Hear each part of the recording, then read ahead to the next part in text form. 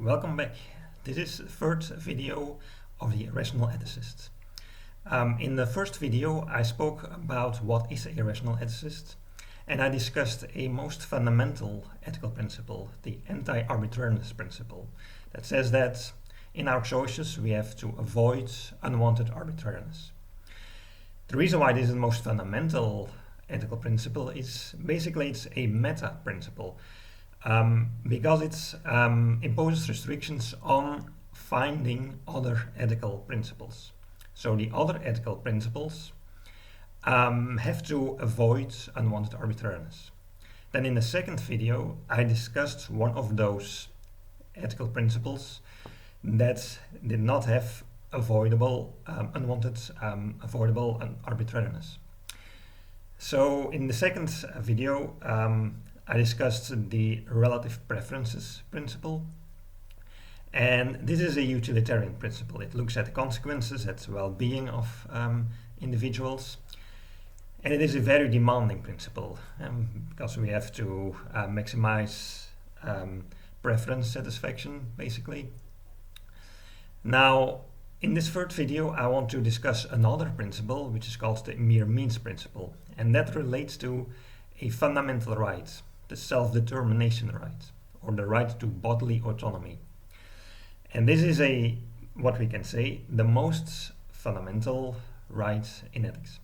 So this principle is a deontological principle. It does not look at well-being per se, but it looks at our rights and duties.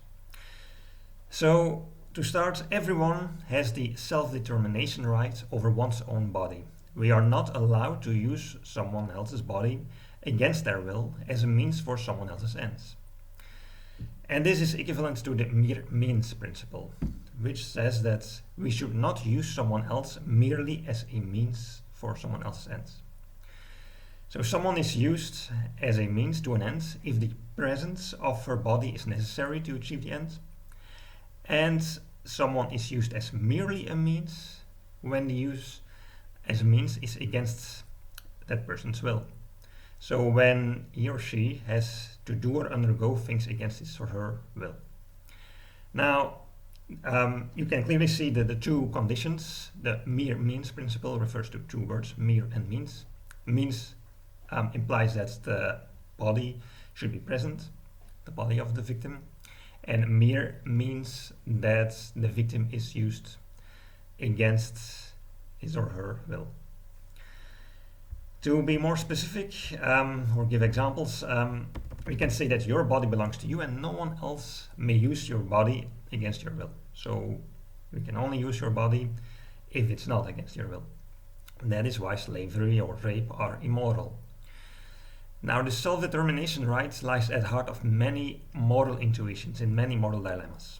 So, to give a few examples, suppose a lifeboat scenario where you have to kill and eat someone in order to survive, cannibalism. That's not allowed because you use the body of that other person. Sacrificing one person, using that person's organs to save the lives of many other people. So an innocent person, you can use the kidneys, the heart and so on and save 5 patients in hospital. That's not allowed, this kind of forced organ transplantation, because the organs, the body of belongs to that person and you're not allowed to sacrifice a person. Using someone against his will as a test object to test some medicines to save many lives. Involuntary medical experimentation, that's not allowed. Or terror bombing, so killing innocent civilians in a war in order to demoralize the enemy and ends the war, even if it saves many people because it ends the war. This kind of terror bombing is not allowed. And finally, the famous trolley problem. Suppose you have a runaway trolley and there are 5 people on the track and the trolley is going to kill them, but you're standing on a bridge and next to you is a very heavy person. Heavy enough that if you push the person in front of the trolley, it will block the trolley. The person will die, but the 5 people on the track will be saved. So basically you use this heavy person as a human shield, but this use is not allowed. You're not allowed to push that heavy person. not even if the overall consequences are positive. So you save 5 people and sacrifice 1. In terms of the second principle that we saw, the relative preferences principle, it would be good, but according to the mere means principle, it's not allowed. And to avoid arbitrary exclusion or discrimination, this self-determination right should be given to everyone and everything. However, insentient objects do not have any sense of their own bodies, and they do not have a will. So they cannot be treated against their will. So this means that the self-determination right is always trivially satisfied. It cannot be violated for non-sentient objects. Yeah. The right becomes only important or non-trivial for sentient beings because they have a will and they have a sense of their own bodies. So this basically means that this self-determination right applies to all sentient beings. And to be specific, for example, this implies a vegan lifestyle because we cannot use the bodies of animals, livestock animals, against their will. For dairy, for eggs, for meat, their bodies are used, yeah. And they are treated against their will, and this violates this mere means principle.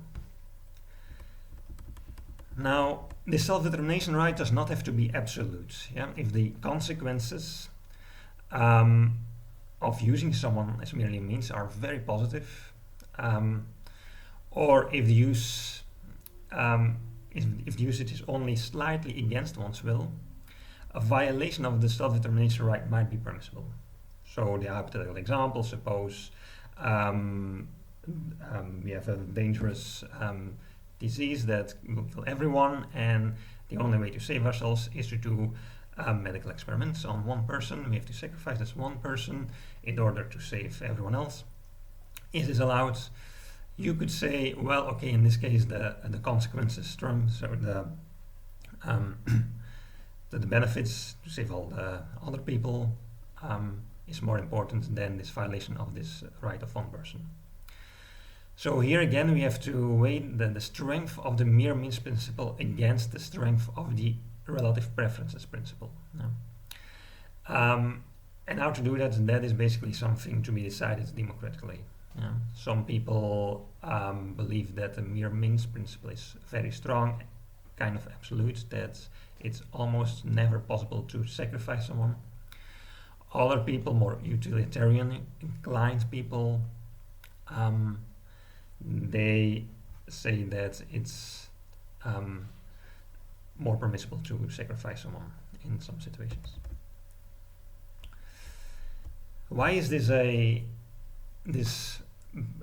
basic right, this self-determination right, so fundamental? Well, if you look in ethics, most moral rules or rights generate negative externalities or costs on others. Negative externalities, that's a concept in economics where you cause harm on other third parties. So let's take, for example, the right not to be harmed or the right not to be killed. And we can look at another trolley dilemma. So in this case, there's a runaway trolley, and on the main track there are 5 people, but you can turn the switch so that the trolley will take the side track, and on the side track there is 1 person. Okay, so 1 person will die instead of 5 people. Now suppose that this 1 person on the side track has an absolute right not to be killed. So the right to live, the right not to be killed. If this person on the side track is present and has this right not to be killed, then it's not allowed to turn the switch. And then the 5 people on the main track have to die. So it's not allowed to turn the switch, the 5 people on the main track die. So introducing this person on the side track with this right not to be killed causes a harm. It restricts the freedom, the liberties of the people on the main track to save themselves. This poses a cost or a negative externality on those people on the main track. Okay. So if I am in danger and I want to save myself, but someone else is in my way, and I can only save myself by doing something that will harm that person, and if that person would not have been there, I could have justifiably saved myself. If that person has a right not to be harmed, if that person would not have been there, I could justifiably save myself. then that means that the presence of that person with this right not to be harmed means I no longer have the liberty to save myself. I would have been better off if that person with the no harm right was not present. So most rights impose negative externalities on others, costs on others. Yeah. And that is something different with the this fundamental right, the self-determination right.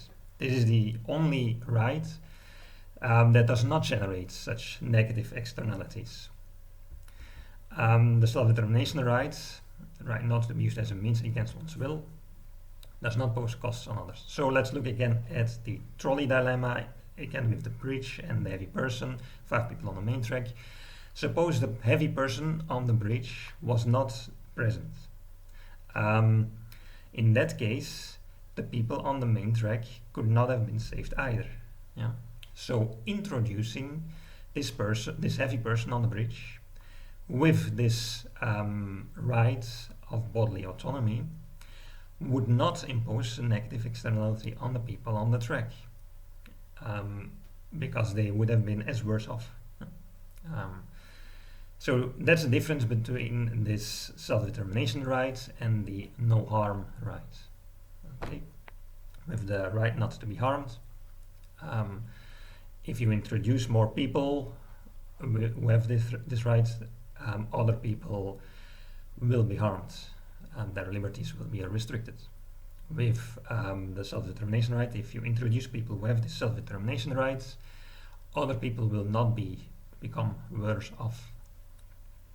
So that is basically the justification for this one fundamental right. Yeah.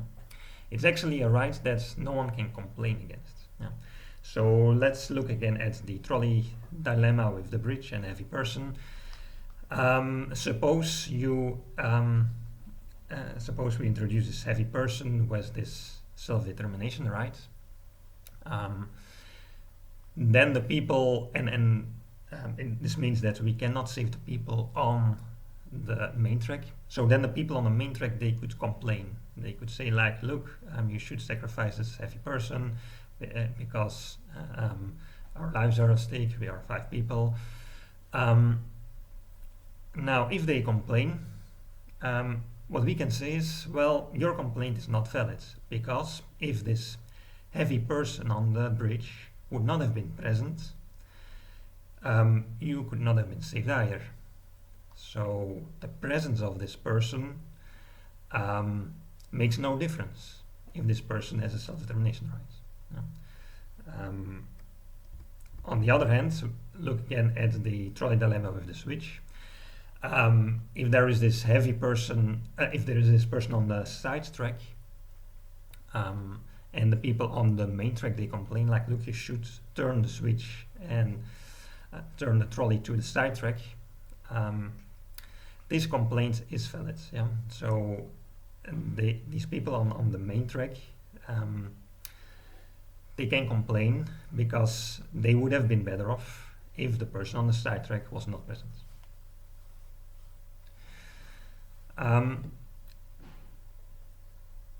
Suppose that I want to use you against your will, and the presence of your body is necessary to reach my end. If you are present and if you have the self-determination right, I'm not allowed to use you against your will. That's the basic idea.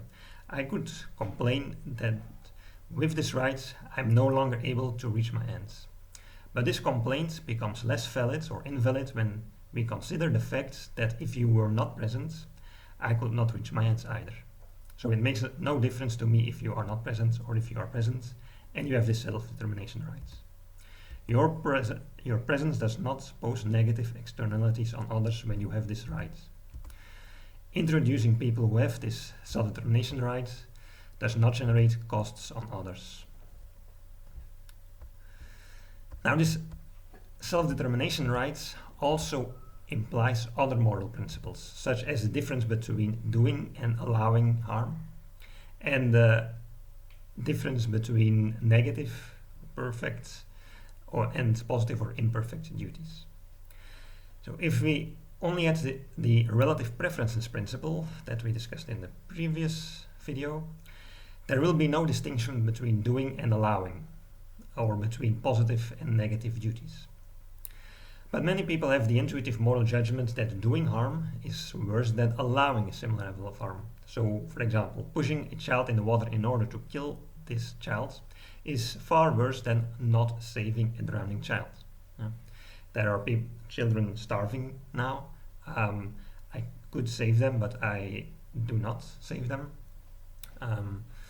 In faraway countries, I could save them by sending money.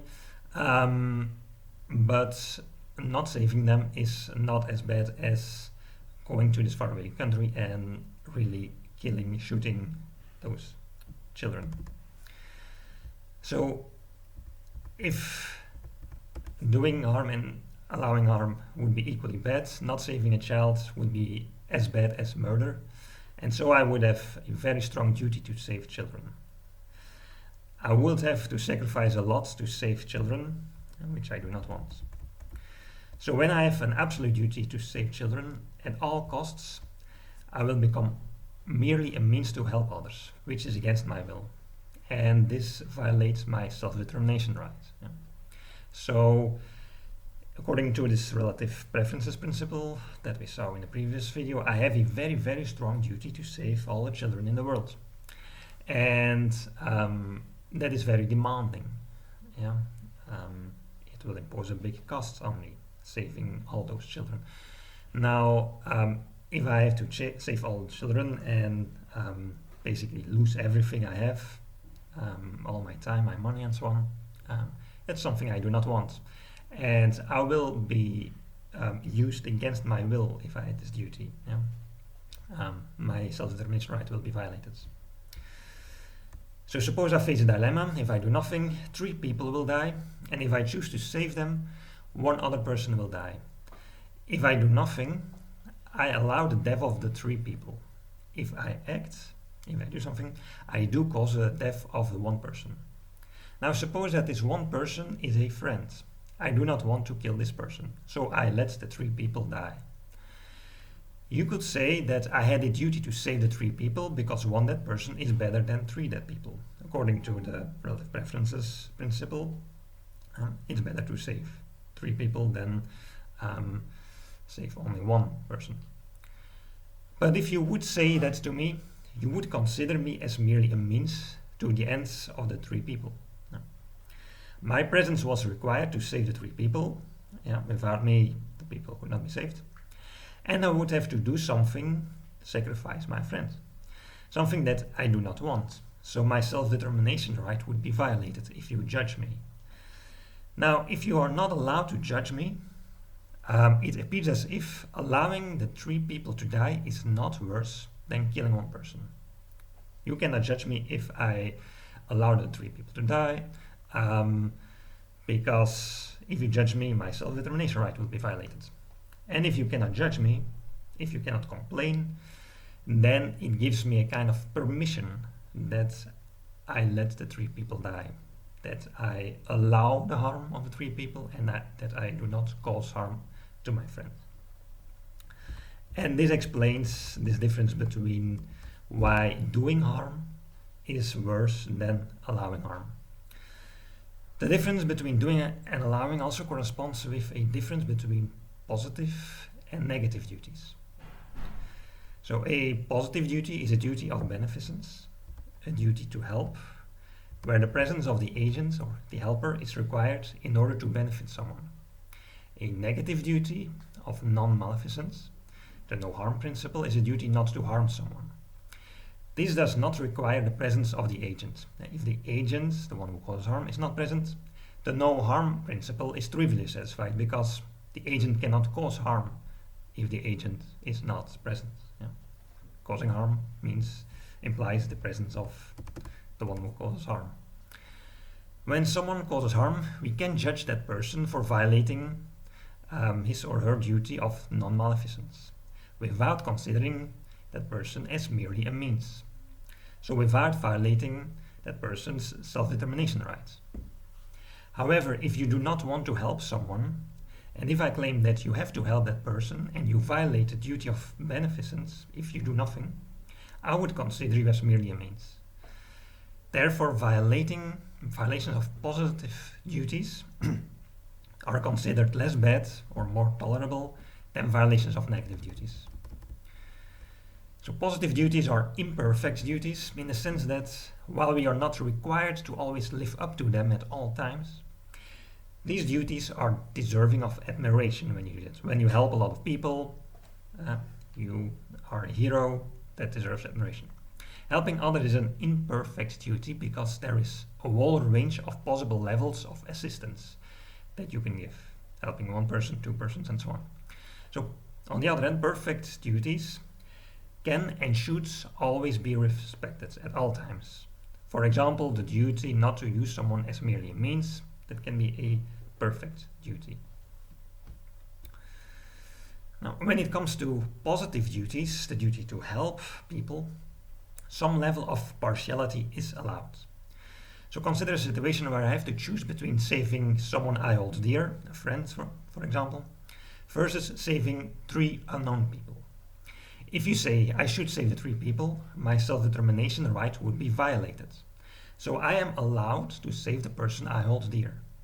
As a result, when helping others, you are allowed to be a bit partial in favor of your loved ones, the people you hold dear, even if that does not maximize the relative preference satisfaction. Even if it violates the principle that we saw in the previous video. As long as you are, there's a condition, and you are allowed to be partial towards people you love, as long as you are prepared to tolerate similar levels of partiality of everyone else. So if you are allowed to save your friends, then I am allowed to save my friends. If you are allowed to save your child at the cost of 3 children, well, I am allowed to save my child at the cost of other children. According to the moral intuitions of a lot of people, partiality is more permissible in positive, imperfect duties, but we are not so tolerant towards partiality in negative, perfect duties. So that is why you are not allowed to sacrifice and use someone in order to save someone you hold dear. So I am allowed to save my child instead of a poor child in a poor country. I am allowed to do that. On the other hand, for example, if my child needs an organ, I am not allowed to sacrifice another child in a poor country and use that child's organ to save my child. That child would be used as a means against their will, and that's not allowed. So here we see again that this mere means principle explains why some levels of partiality are allowed. This mere means principle implies that our ethics is not so demanding, in contrast to the relative preference principle. That was a very demanding principle where we had to be really altruistic and save a lot of people at all costs. If you have this mere means principle, if you want to introduce that principle in your ethics, then some partiality is allowed. You do not have a very strong duty to respect imperfect or positive duties.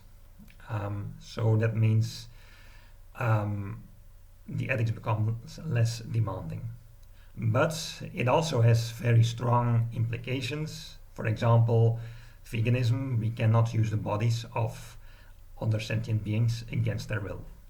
If you eat meat, you use the body, the muscle tissue of another animal, and that animal is sacrificed, it's treated against his or her will, it's killed, imprisoned in a factory farm, for example. The animal cannot want that. So the animal is used as merely means. If this animal owns his or her own body, if it has a self-determination right, then this implies a vegan lifestyle. So here I conclude with this third principle in ethics. So to summary, we have one basic fundamental principle, the meta principle, to avoid unwanted arbitrariness. If you make a choice, you have to be able to give a moral rule of which you can consistently want that everyone follows that moral rule or that ethical principle. And okay, then the question is what kind of moral rules or ethical principles you can choose. And one of those ethical principles can be the maximize relative preferences principle. So you have to choose a situation that maximizes the sum of everyone's relative preferences, the preference satisfaction. Now, this is a very demanding principle, a utilitarian consequentialist principle. We can introduce a third principle, the mere means principle, which says that everyone, that we cannot use a sentient being as merely a means against his or her will.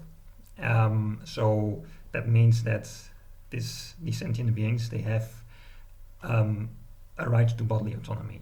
So their bodies should not be used against their will. This applies to sentient beings because insentient objects, they do not have a will, so for them this right is trivial.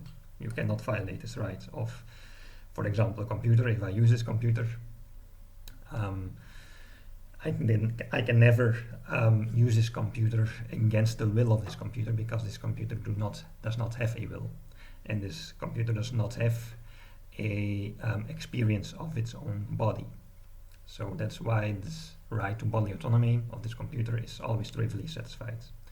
The same goes for the right of bodily autonomy of plants. The scientific consensus says that plants are insentient. They cannot experience their bodies. They do not have a will, or they do not have preferences, so they cannot be used against their will when we eat them. Okay, here I conclude for this session. See you next time.